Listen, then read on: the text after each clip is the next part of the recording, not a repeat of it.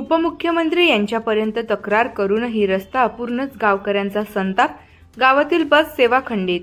अकोल्याच्या बार्शी टाकळी तालुक्यातील चिखलगाव ते चिंचोली, रुद्रायणी आणि पाटखेड, गोटखेड अशा 5 ते 6 गावाला जोडणारा मुख्य रस्ता कोटी रुपयांचा रस्ता मंजूर झालेला आहे। दरम्यान रस्त्याचे काम पूर्ण न केल्याने गावकऱ्यांकडून रोष व्यक्त केला जात आहे। यापूर्वी या रस्त्याबाबत विधानसभा निवडणुकीवेळी मूर्तिजापूर विधानसभेचे आमदार हरीश पिंपळे यांनी निधी मंजूर केला, मात्र नंतर सदर रस्त्याकडे दुर्लक्ष केले जात आहे।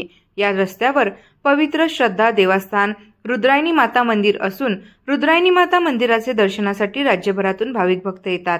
या मार्गावर 4 ते 5 गावातील नागरिक दररोज येणे जाणे करतात, मात्र रस्ता खराब असल्याने आता बस सेवाही खंडित झाल्याने या गावातील विद्यार्थ्यांना, रुग्णांना मोठ्या अडचणीचा सामना करावा लागतो। हा रस्ता दुरुस्ती करावा यासाठी राज्याचे उपमुख्यमंत्री अजित पवार आणि मुंबई मंत्रालयापर्यंत नागरिकांनी तक्रारी केल्या, पण तरीही रस्ता नादुरुस्तच आहे। या दरम्यान आमदाराच्या दुर्लक्षपणामुळेच हा रस्ता रखडला असल्याचा गावकऱ्यांनी आरोप केला आहे। आता गावकरी जन आंदोलन उभारणार असे बोलताना व्यक्त करीत होते।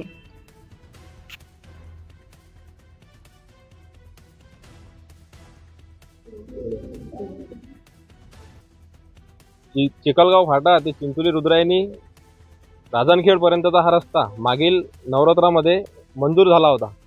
या रस्त्याचे 5,88,00,000 रुपये मागील वर्षी मंजूर सुद्धा झालेले होते आणि 1 वर्ष या रस्त्याच्या उद्घाटनाला उलटून सुद्धा गेलेले आहे, उद्घाटन होऊन तरी सुद्धा या रस्त्याचं काम सुरू झालं नाही। इलेक्शनच्या 1 महिन्याआधी या रस्त्याचं काम सुरू झालं होतं आणि इलेक्शन झाल्यानंतर परत जैसे ते तशीच परिस्थिती आहे। आता सर्वांच्या माध्यमातून आम्हाला कॉल आले आणि सर्व समस्या आम्हाला सर्व नागरिक 1 वर्षापासून कॉल करत आहे, उद्घाटन झालं, रस्त्याचं काम कधीपासून सुरू होणार। त्या अनुषंगाने आम्ही राज्याचे उपमुख्यमंत्री अजितदादा पवार यांना सुद्धा निवेदन 1 महिन्याआधी दिलेलं होतं।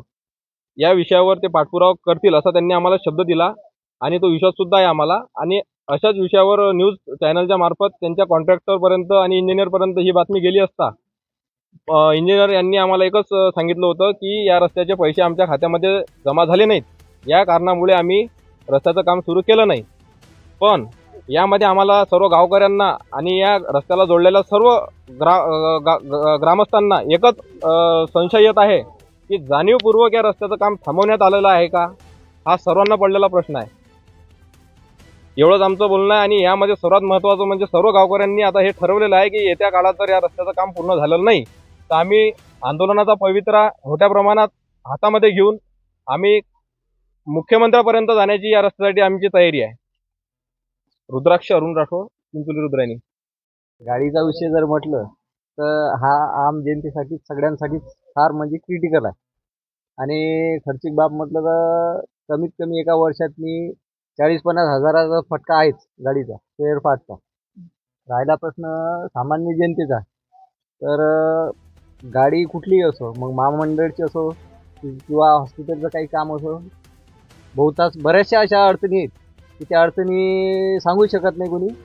आणि शैक्षणिक दृष्टिकोनातून जर म्हटलं तर विद्यार्थ्याचे समस्या आहेत तर सर्वात म्हणजे रस्त्यामुळे होत आहेत। आणि याला सर्वस्व जबाबदार जर असेल तर आपल्या विधान क्षेत्रातला एकमेव आमदार जो कोणी आहे हे आपल्याला माहीतच आहे चांगल्या प्रकारे।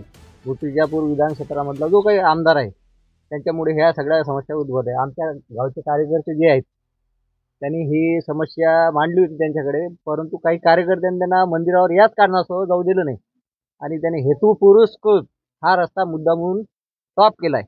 जे कार्य करायला पाहिजे ते केलेलं नाही आहे आणि जाणून बुजून आता तो रस्ता अडथळे गावाले किंवा 1-2 जे काही गावं असतील या मार्गावरले या लोकांना त्रास झाला पाहिजे, बस एवढाच मुद्दा हा इथं थांबलेला आहे।